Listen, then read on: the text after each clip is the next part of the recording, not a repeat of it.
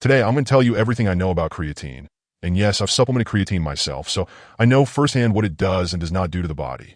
The main highlights of this video are the benefits and side effects of taking creatine. Creatine is naturally found in the body. It is an amino acid that supplies energy to the body, particularly the muscles. Although creatine is naturally occurring, the body creates just a small amount of this amino acid. This is where creatine supplements play an important part. So, how does creatine really improve athletic performance? What about side effects like weight gain and digestive issues? How true are they? Continue watching till the end, and I'll share with you other important information I learned about creatine. The science behind creatine. Creatine is found throughout the body, with 95% of it stored in muscle cells. Most people can get creatine through dietary sources like red meat and seafood. The primary use of creatine in the body is for energy, and the more energy you have, the better your athletic performance is, which in turn leads to increasing strength. However, even with the levels of creatine from food and the body combined, they aren't enough to maximize the full potential of this compound. It's why so many people opt to boost their creatine orally. In addition, others take creatine to improve the symptoms of certain health conditions, like heart disease and muscular dystrophy, which I'll be detailing more in a while. For now, let's break down the major benefits of taking creatine supplements. Top benefits of creatine. Number 1, improves athletic performance. According to preliminary studies, creatine supplements enhance strength and lean muscle mass during weightlifting and other high-intensity exercises. In the same studies, it was reported that positive results were experienced mostly by young people around 20 years old. Researchers deduced that the intake of creatine allowed a more efficient usage of fuel during exercise and helped in the development of muscles. Aside from high-intensity exercises, creatine is also one of the best supplements for strength and power-based movements. This is because adenosine triphosphate, ADP, energy is crucial for such exercises. A 6-week training study found that the intake of creatine aided in increasing the weight by 5% for a 1-rep max bicep curl. Additionally, a weight training study concluded that creatine enhanced maximum squat and bench press strength. As for endurance sports, creatine has less of a benefit since endurance exercises are low in intensity and require less rapid ADP energy regeneration. That said, there is one potential benefit of creatine still, and that is the ability to improve your training sessions, which in the long run can improve endurance performance. One thing skinny guys always aim for is to get bigger. If you feel the same way, then all the more reason to look into creatine. Here's why. Number 2, increased body mass. Increased creatine content in the muscles has been linked to bigger body mass. And no, this isn't because creatine builds muscle. Rather, it's because creatine causes the muscles to hold water, aka water retention. In fact, it's not weird to gain 2 to 5 pounds during the first week of creatine supplementation. The water retained by the muscle cells isn't necessarily a bad thing. Your muscles aren't growing yet, but the increased water is essential for future muscle growth. Also, another way that creatine increases body weight is due to increased muscle mass. This supplement is highly effective at boosting strength and endurance. As such, it lets you work out for longer and thus helps you build more muscle. Muscle is denser than fat, which means putting on even just a small amount of muscle while losing fat is monumental enough to cause the scale to go upward. As you put on muscle and lose fat, your body becomes leaner and your water weight becomes less noticeable. The takeaway here is that, yes, creatine does cause weight gain. However, the added pounds aren't fat, so you can stop worrying now. Number 3, repairs damage after injury. Research also suggests that creatine supplementation can help prevent muscle damage and improve the recovery process of an athlete after experiencing an injury. Moreover, creatine may act as an antioxidant after an intense session of resistance training, which then may help reduce cramping. It may also contribute to the rehabilitation of the brain and other injuries. In addition to those 3 fitness-related benefits of creatine, 2 of which I've experienced myself, there are also other potential health benefits associated with taking creatine, one of which is improved muscle dystrophy. But more on that coming up. Other possible uses of creatine. Number 1, deficiency syndromes. Creatine is a naturally occurring substance that plays a role in various body functions. For instance, an average young male weighing 70 kilograms has creatine stores of around 120 to 140 grams. The amount differs depending on your muscle mass and muscle fiber type.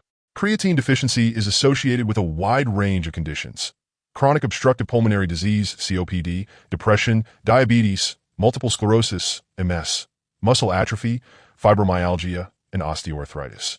While creatine supplements may provide relief, more evidence is still needed to prove that it's truly an effective treatment for most of these conditions.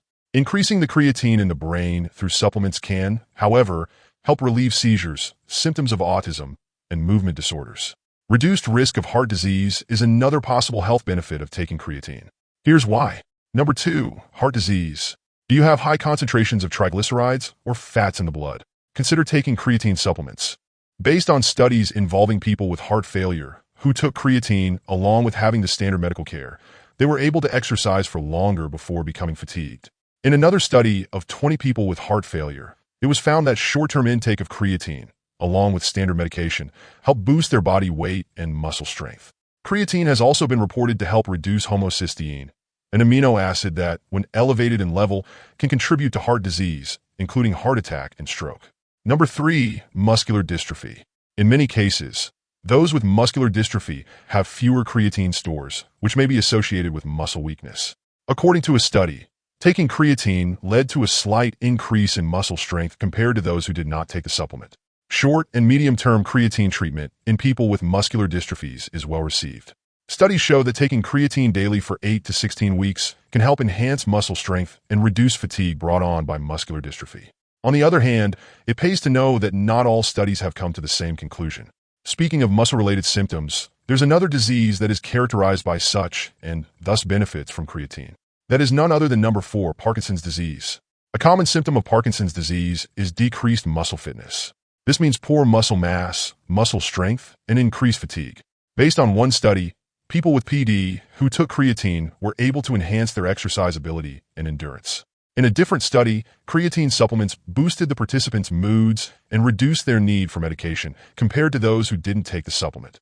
Now that I've discussed the good things about creatine, it's time to delve into the unpleasant side of it, just so you know what you're getting yourself into before you fully commit to creatine supplementation. Here goes nothing. Side effects of creatine. First and foremost, let me just say this. Creatine is a relatively safe supplement. That said, there have also been reports of creatine causing a few side effects. Because of these potential side effects, it's best to take creatine under the supervision of a healthcare provider. The said adverse effects are as follows: muscle cramps, muscle strains and pulls, stomach upset, diarrhea, dizziness, and high blood pressure. Personally, I didn't experience those things. I did have a mild case of an upset stomach once or twice, but only at the start. Also, it's important to note that some of these conditions can be due to the excessive consumption of certain vitamins. For instance, taking too much vitamin C can cause diarrhea. Besides, if there were any major negative effects, they would have been all over the internet and news by now. Have you tried creatine yet? If yes, then did you experience any of those side effects? Comment your answers below.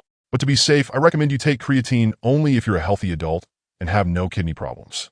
In addition, only buy creatine supplements from reputable companies. As you've learned, creatine is a natural compound produced by the body, and so is your testosterone. Both are essential components in the growth of muscle. Therefore, aside from boosting your creatine, you should also be doing the same for your T levels. More on that coming up shortly. Dosing.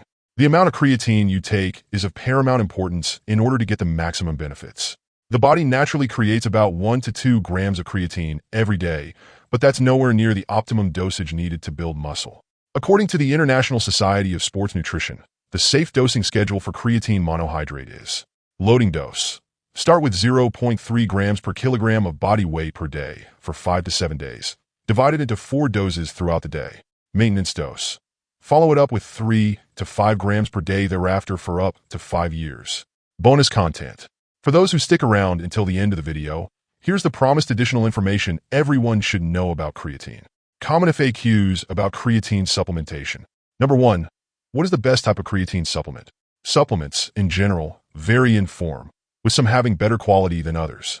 For creatine, I highly recommend taking creatine monohydrate. There are a ton of other supplements that will try to lure you into them, but many of them are mostly made of junk. Pre-workout supplements are a classic example of this garbage. They advertise to contain creatine and such, when in fact many of them do not even have the minimum amount of the promised nutrients to yield results. So, absolutely, powder is your best option. It's affordable, and you can mix it with other healthy foods and drinks. Number 2. What are the best natural sources of creatine? Just as the human body produces creatine, this compound is also found naturally in some foods. Popular choices are beef, pork, herring, and salmon. A raw pound of beef or salmon has 1 to 2 grams of creatine. Some people avoid creatine because of anecdotal reports of kidney damage and liver problems. Is that really the case? Find out the truth here. Number 3. Does creatine affect the kidneys and liver? Fact. Creatine can slightly increase the levels of creatinine in the blood. Creatinine is a common marker in diagnosing kidney or liver conditions. However, it's also a fact that raised creatinine levels do not translate to a danger to the liver or kidneys. Creatine is one of the most researched and studied sports supplements, and to date, no study of creatine used in healthy individuals has proven to harm those two organs. That said, if you do have a history of liver or kidney problems, take creatine supplements with caution. Better yet, ask your doctor how to proceed with it. The benefits of taking creatine are plenty and have significant effects on having a bigger and healthier physique. The thing is, you shouldn't just stop there. You must do more to gain more. And to do that, simply follow what the next video says, so make sure to watch the link to accomplish your ultimate fitness goal.